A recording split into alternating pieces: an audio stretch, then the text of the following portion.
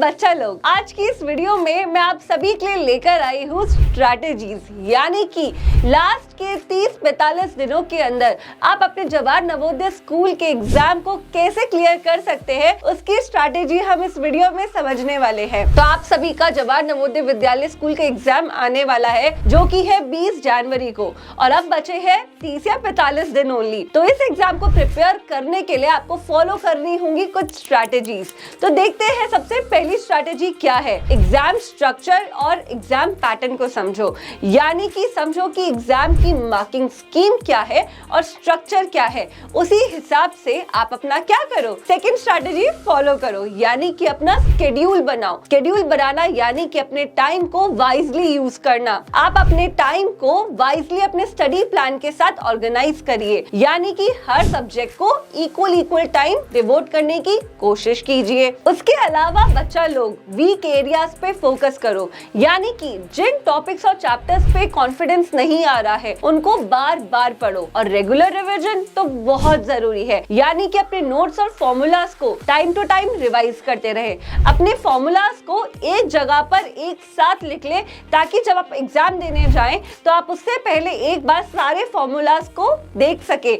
जो भी चीज हम एग्जाम से कुछ देर पहले देखते हैं वो हमारे दिमाग में रहती है, जिसको हम क्या बोलते हैं, ब्रेनस्टॉर्मिंग। जो बच्चे अभी भी सब्जेक्ट वाइज प्रिपरेशन के बारे में सोच रहे हैं, तो मैं आपको बताती हूँ सब्जेक्ट वाइज आप कैसे प्रिपेयर कर सकते हैं। मैथ सब्जेक्ट के लिए प्रॉब्लम सॉल्व करो और फॉर्मूलाज को रिवाइज करो। इंग्लिश सब्जेक्ट के लिए रीडिंग कॉम्प्रिहेंशन, ग्रामर और वोकैबुलरी को इम्प्रूव करो, जो कि बहुत इंपॉर्टेंट है। मेंटल एबिलिटी के लिए पजल सॉल्व करो और टाइम मैनेजमेंट की प्रैक्टिस करो। जनरल साइंस के लिए की कॉन्सेप्ट्स पे फोकस करो और प्रीवियस पेपर्स को सॉल्व करो। सोशल स्टडीज के लिए इंपॉर्टेंट इवेंट्स को रिवाइज करो और मैप बेस्ड क्वेश्चन को प्रैक्टिस करो, जो आपको सब्जेक्ट वाइज प्रिपरेशन में हेल्प करेगा। तो बच्चा लोग, हम लोगों ने 5 स्ट्रैटेजीज तो ऑलरेडी समझ ली है, पर अभी ये बात खत्म नहीं हुई है। मेरे पास आप सभी के लिए और भी ढेर सारी स्ट्रैटेजीज है। अब देखते हैं हम लोग छठी स्ट्रैटेजी, यानी कि छठी स्ट्रैटेजी हमें बताती है कि प्रीवियस ईयर के पेपर को सॉल्व करो। प्रीवियस ईयर के पेपर सॉल्व करने से क्या होगा, आपको पता चलेगा कि किस टाइप के क्वेश्चंस पूछे जाते हैं,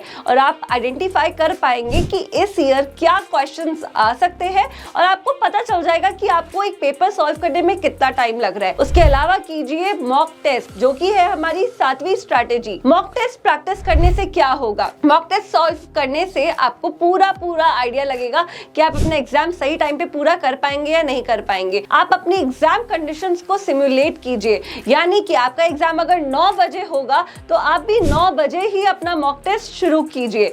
इससे आप लोगों को एक आदत पड़ेगी कि हमको इतनी ही देर में इतने बजे एग्जाम देना है, जो आपको एग्जाम वाले दिन पर पक्का हेल्प करने वाला है। उसके अलावा बच्चा लोग, जब आप लोग मॉक टेस्ट देंगे तो आप आइडेंटिफाई कर सकते हैं कि आपके वीक एरियाज क्या है और अपनी परफॉर्मेंस को आप लोग कैसे इंप्रूव कर सकते हैं। And also students, it's very important to maintain healthy lifestyle. तो हेल्दी लाइफस्टाइल है आप लोगों की 8वीं स्ट्रैटेजी, यानी कि प्रॉपर स्लीप ले, अच्छे से खाना खाए और एक्सरसाइज करे। एक्सरसाइज करना बहुत जरूरी है, जो आपको एकदम एक्टिव बनाकर रखेगा, और सोना भी बहुत जरूरी है। नींद पूरी नहीं होगी तो पढ़ाई कैसे कर पाएंगे, है ना। अब देखते हैं कि आप लोगों की 9वीं स्ट्रैटेजी क्या है। आप लोगों की 9वीं स्ट्रैटेजी है टाइम मैनेजमेंट, जो कि है सबसे जरूरी। एग्जाम के टाइम पर घड़ी बहुत जल्दी रन कर रही होती है, टिक टिक टिक टिक।